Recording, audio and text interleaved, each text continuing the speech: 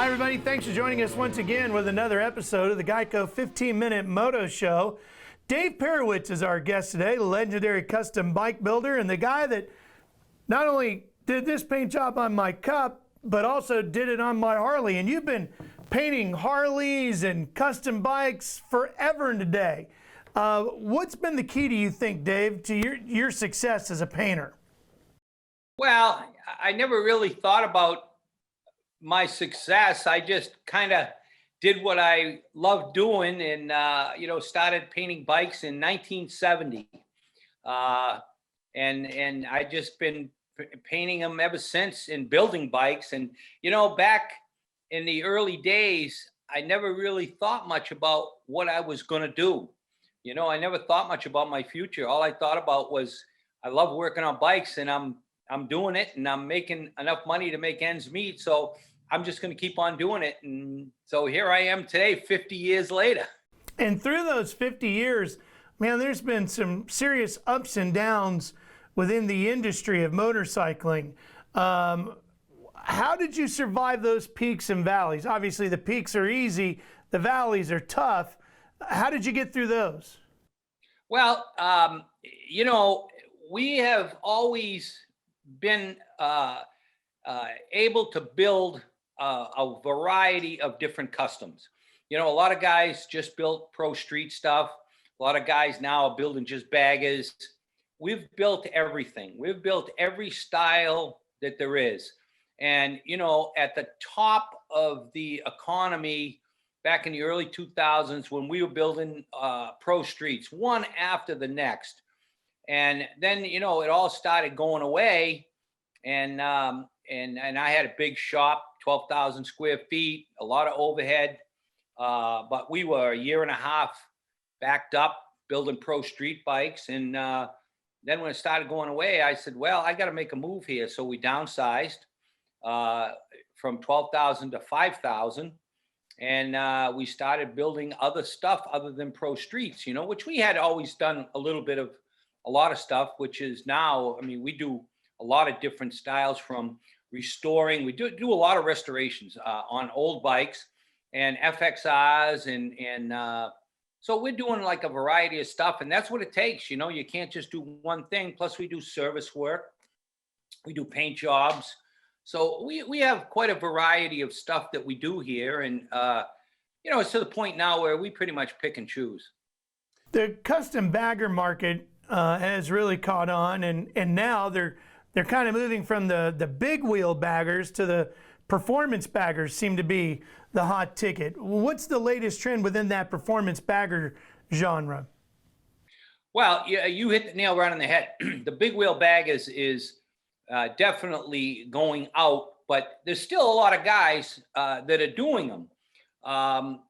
But the performance bagger is definitely here to, right now. And that's big motors, raise them up high with great suspension, carbon fiber, everything. And it's really steering in that direction. It's still a bagger. It's still got bags and a fairing, which, baggers will always be here. The styles might change, but the bagger itself is always going to be here. And now what I've seen in the last, 20 years, we'll say, 20 years ago, you'd never see a young guy on a bagger. To tell you a quick story, in 1994, I bought a brand new bagger, a police bagger. I gave it a whole facelift. I rode it to Sturgis.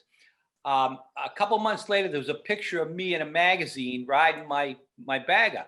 I saw that picture and I said, holy, I look like an old man riding that thing. I got to get, and I sold it and I didn't buy another one for quite a few years after that. But that was the consensus back then. There was no young guys riding baggers at all. Now, all the young guys are riding baggers. So, things change drastically. Yeah. So, guys like yourself and Donnie Smith and Harlan Ness, Indian Larry, you guys were the ones that really started this whole custom thing and brought it to mainstream. Of course, there was a lot of other guys doing it, but you were some of the biggest names that have survived through all of this as well. During all that, you guys are all very good friends. How much did you guys all work together, communicate together to get through the changes in the genre of the custom bike world? Well, like you say, we were all very good friends. And Alan Ness was a huge, huge influence on me. I became good friends with Alan back in 1974. And became good friends very quickly. And his styling, the West Coast lowrider styling, I picked right up on it and brought it out here to the East Coast, along with some other people. But basically, we brought it out. And then Donnie Smith, he had kind of in the middle kind of styling. And so, we all talked about what we were doing. We all bounced ideas off each other. Mostly Alan, I particularly took a lot of the strong points off of Alan's stuff more than anybody. And Alan helped me out a lot. When I opened my first store in 1975, Alan called me one day and he said, "Hey, I'm shipping you a pallet load of stuff. When you sell it, just pay me, to get me going." And, it was stuff like that that got us going.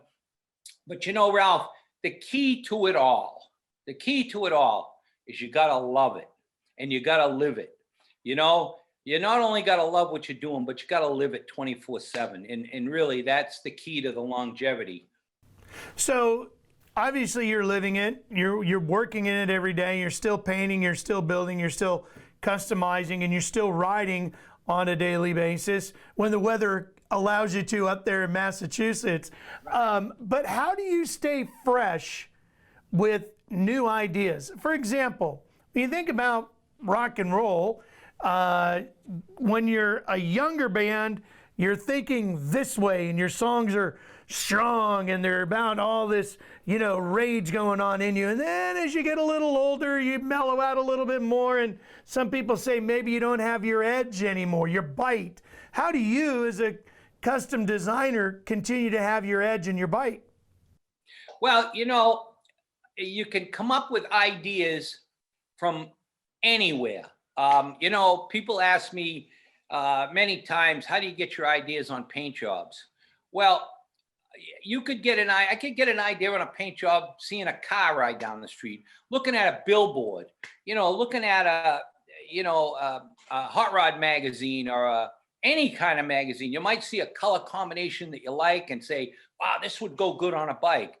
Also, I like to kind of mix the trends up. Right now I'm building, actually, you had asked me earlier what I'm doing for Sturgis. I've got a panhead that I'm building. I've been working on it for like 3 years and it's finally coming together. And it is a real mix of styling. It's going to be a bike that people are going to say, wow, that doesn't look like Perewitz did it, and I love doing that. I love being able to build a bike that people don't really pick up right away that I built it because it's different. And, all of these things, I'm always looking to bend the trends in one direction or another. And, it's just kind of, you're always looking, subconsciously, you're always looking for different ideas, and it could come from anywhere. Yeah. Well, I would think working with your daughter, Jody, who's developed quite a name for herself in the industry, has got to have helped keep some of that fresh for you. Oh my God. In the, 4 or 5 years ago, we argued about different things all the time, how, I'd say, Jody, that's not really cool. And she'd say, Dad, believe me, this is cool. And I finally kind of gave in and said, okay, we'll see. And of course she was right almost every time. And I definitely need that younger input right now. And it definitely pays off. As you start looking down the road to what you want to do next, are you more excited about things that you want to do or what you see Jody doing? Well, actually, a little bit of both. The master plan per se was to put Jody where she is now and move her up, in the industry, not necessarily as a bike builder or a painter, but as a spokesperson that represents our industry, which no one can do better than her because she's grown up in it. She's a woman. She has a woman's perspective. She gains a lot of respect, throughout the industry. That was always my plan, and it's definitely following through. My personal plan in the future, I'm going to start building old Ironhead Sportster diggers. The stuff that Alan Ness and myself and Donnie Smith, the stuff we built in the 70s. And I'm pretty pumped up about this. I've been collecting parts for probably the last 3 years. And when I say collecting parts, original, genuine stuff from the 70s, as far as Ness frames, Ness springers, old Ironhead motors, all like pre-69 stuff. And I've just got a couple projects I got to finish up, and then I'm going full bore into this Ironhead Sportster digger stuff, and I don't care if we sell it. I've never, ever built a bike that I didn't have the end game as far as selling it. These, I don't have that at all. If I have to build them and put them in my showroom, then it's fine, because I like looking at them. For those that don't know, what makes that bike so unique or special, that style?